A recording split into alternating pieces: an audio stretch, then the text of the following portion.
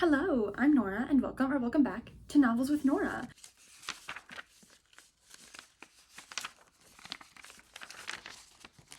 Today I'm doing my quarterly wrap up for the second quarter of the year because we're already halfway through the year. And I'm also going to be giving a brief overview of what I read in June because you've heard me talk about all of these books except one. So I'll be moving through those quite quickly. And I will say, you might hear some dog noises in this video. My little dog is laying in the bed right here, and so you might hear him chewing on his paws. Who am I to tell the man what he can and can't do, you know? So I'm going to start with what I read in June. I read 7 books. You've heard me talk about 6 of them in depth in vlogs, but I'm going to do a brief overview, and then there's one book that I read that you haven't heard me talk about that I'm very excited to talk about. So let's get started with what I read in June. Starting with the stack of things I read for my Calico Critter reading vlog, which you should totally check out if you haven't yet. I started with Late Bloomer by Maisie Eddings, which is a sapphic contemporary romance following Opal as she is kind of starting over her career after she won the lottery, like really embracing her artistic abilities, and then Pepper, who owns the flower farm that Opal just bought with her lottery winnings, and how they kind of have to work together to keep this farm afloat and just their relationship as it ensues. I rated this one a 4.5 out of 5 stars because I really enjoyed it. It takes a lot for a romance to really like pack a punch for me and to give it a 5-star, but this was really good. Very great summary read. Really had a great time with this. After that, I moved on to A Botanical Daughter by Noah Medlock, which follows these 2 men, Gregor, who is a botanist, and Simon, who is a taxidermist living in this greenhouse, as they uncover this plant that kind of has its own like life form outside of what you would typically expect of a plant, and they decide to turn it into their daughter. And again, chaos ensues here. And this one I gave a 4-star because I did really enjoy it. There were just parts of it that I wish had been elaborated on more, and also marketing this as a horror, I felt like the horror aspects were kind of small. So I did really enjoy it. It's just I feel like it wasn't necessarily a horror.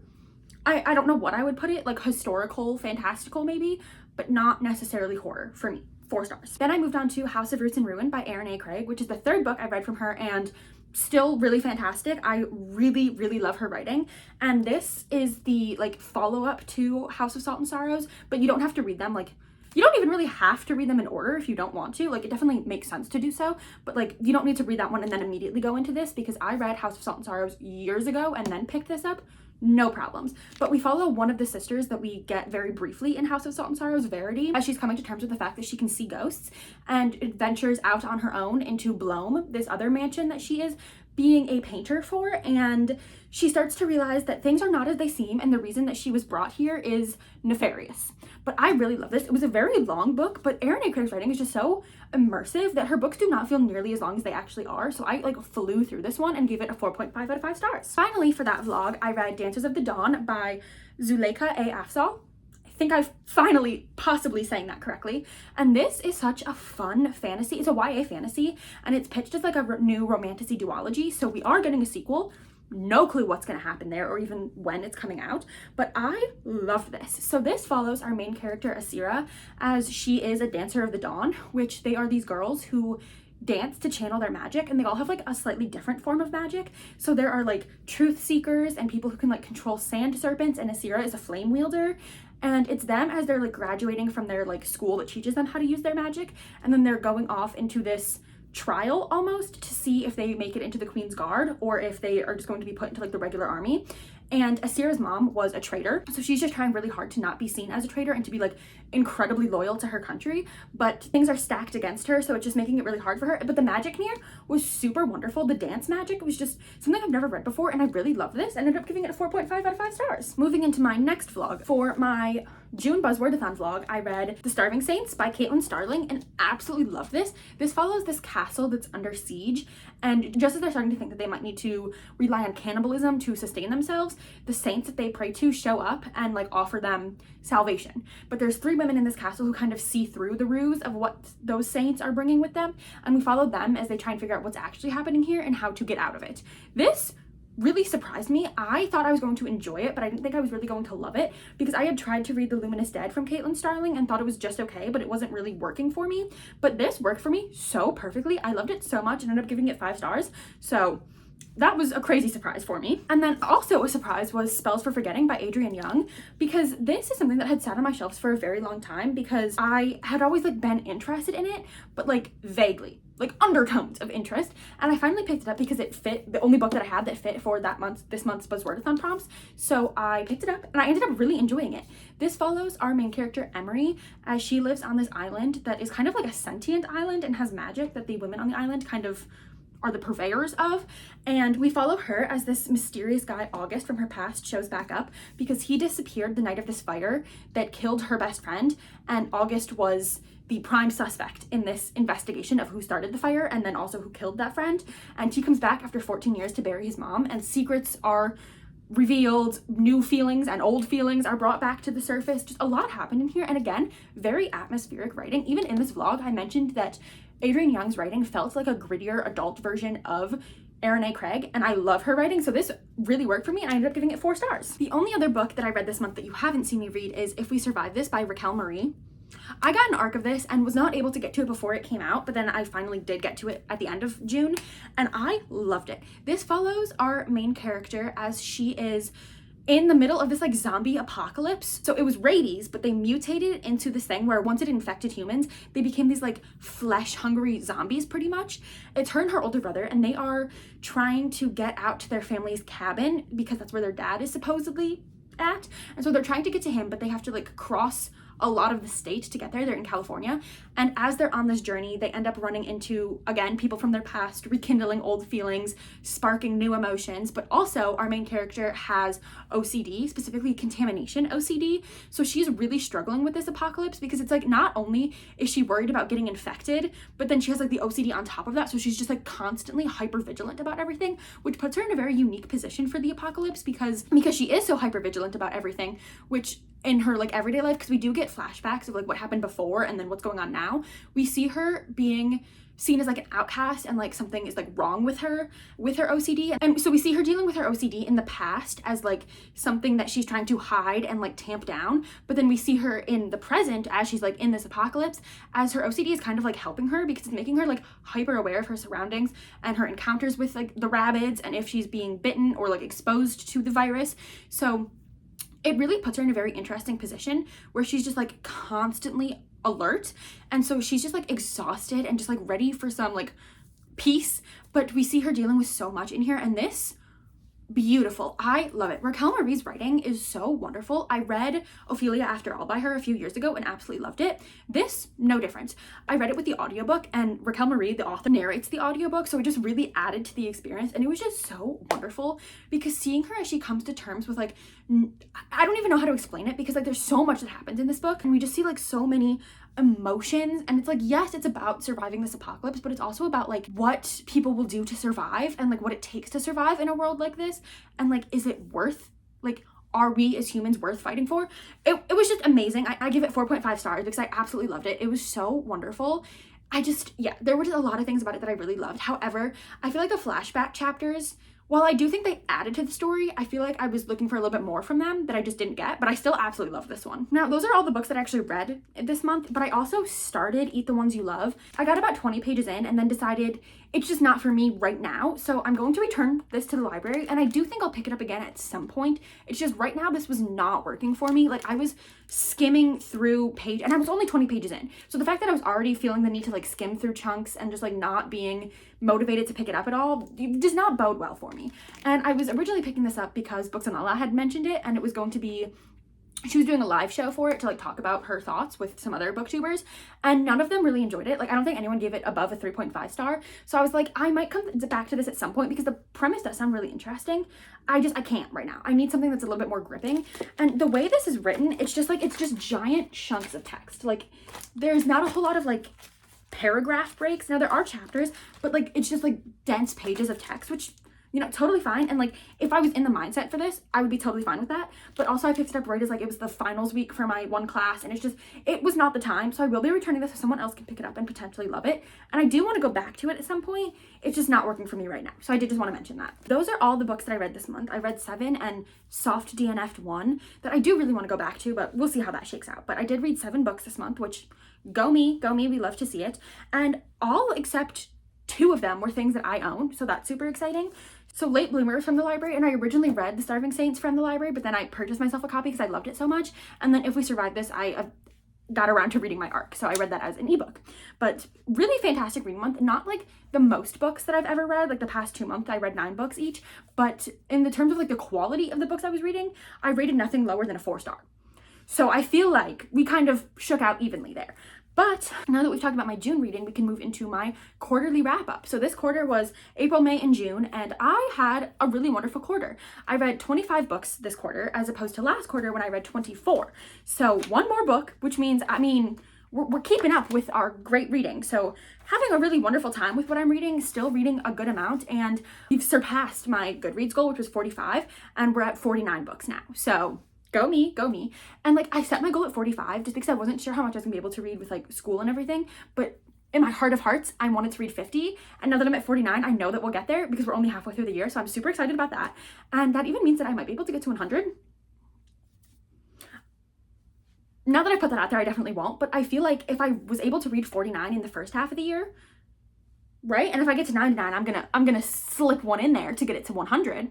So we'll see what happens there, but really excited about this. It means we're like on the right track. I'm reading a lot of really great things. So now I'm going to move into talking about my stats for the quarter. If you've seen any of my other wrap up videos or my last quarter wrap up, you know I love stats. So I made a whole lot of pie charts that I'll be putting in because I love a stat, okay? I love making them look all cutie. I have a lot of fun with it. So first stat here is my owned versus unowned books. Look how cutie my computer is. Anyway, I read 13 unowned books and 12 owned, which I think is really good. And this is like a step up from last month where I think I read 1 more owned book this quarter than I did last quarter. But this to me is really great because most of the unowned comes from the library or like reading arcs. So I have no problem with this.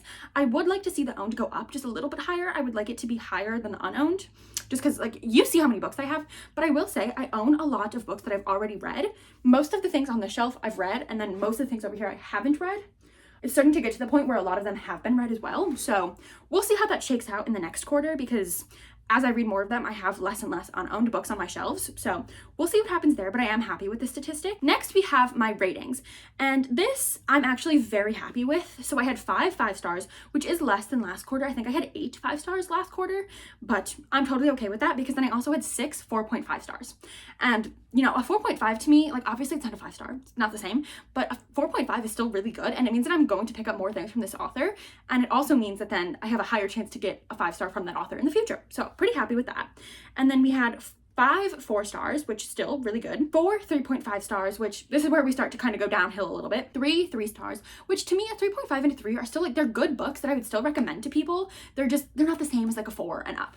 And then we had 1 2-star, and then this one that doesn't have a title is, there was 1 unrated book because it was a nonfiction that felt more like a coffee table book that I just didn't feel right giving a rating to. But all in all, I feel like this is really good. The 3.5 through 5 stars all have the highest pieces of the pie, so I'm really actually quite happy with this. I would like there to be more 5 stars than anything else, but it doesn't always happen like that, but I am still really happy with how this turned out. Next, we have my genre statistics. And this makes me very happy to see returning to my roots, reading a whole bunch of fantasy. I read 10 fantasy novels this month. This is crazy. And it's actually not crazy, but it's just really exciting to see because when people ask me like what I like to read, I was like, oh, like fantasy sci-fi. But I feel like the amount of fantasy that I'm reading has been dwindling a little bit as I go into more like horror, literary fiction, dystopian, just I'm reading kind of like all across the board recently. So seeing fantasy have like the undisputed top piece of the pie here, very exciting. Then we had 8 horror, which I've noticed this is a trend. I've been picking up a lot more horror recently and I'm really enjoying them. So I think this has a lot to do with reading more recommendations from people that I watch because I watch a lot of people who read a lot of horror. And so I'm picking up recommendations based on what they're reading. And so horror has been moving its way up, which I have no problem with. And then we have 3 romance, which, okay, all right. I feel like romance always sneaks on there with like 1 or 2 usually because I think that they're fun. I like to pick them up every once in a while, especially in the summer. So I feel like June and July, I feel like we're going to see quite a few more, especially because there's a few I want to read in July. But I feel like most of the year, this number is quite small. So seeing it at 3, okay. And then 2 dystopian, that's because I know exactly what 2 they were. It was Sunrise on the Reaping and then the Scorpion Rules, which I read earlier in the quarter and didn't love either of them. And then the one that's not labeled again is the 1 nonfiction that I read and then 1 contemporary. So all in all, I say it's quite clear from this what I like to read versus what I am like just kind of dabbling in. So, you know, still very happy with this. Then we have the format of books that I've read. Unsurprisingly, physical and audio coming in at 13 books. Yeah, this is very standard for me. If I'm reading physically, I love to have an audiobook. I think it just makes for such an immersive experience, and I love reading like that. And then we had physical at 8. Sometimes I just like don't want to pick up an audiobook, so we had 8 physical reads. And then ebook and audio 3. Again, if I'm reading with my eyes, I like to have the audiobook. I think it just makes it really fun. Also, I really like to see the spin that the narrators put on it. Like specifically when I was reading If We Survive This, because it was narrated by the author, really fantastic. And then The Starving Saints, because the narrator did a fantastic job with that. So I just love an audiobook. And then one that was just an ebook. And then our final pie chart here is the age demographic of the books I was reading. Now, obviously, most ages can read whatever they want. It's not like, oh, well, I'm an adult, so I can only read adult books. No. So I did read mostly adult, though. I read 17 adult books with 7 YA and 1 new adult. And, you know, I feel like that makes sense. I feel like especially as I am getting older, I'm reading less and less YA.